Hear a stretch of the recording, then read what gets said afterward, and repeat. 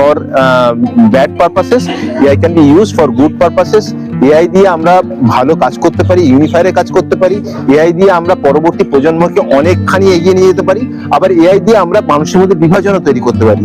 অর্থাৎ ডিসিশনটা আমাদের, আমরা মানুষের মধ্যে বিভাজন তৈরি করব নাকি মানুষকে AI দিয়ে এম্পাওয়ার করব, উদ্বুদ্ধ করব, এবং সেটাই AI চ্যাম্প ইন্ডিয়ার কাজ।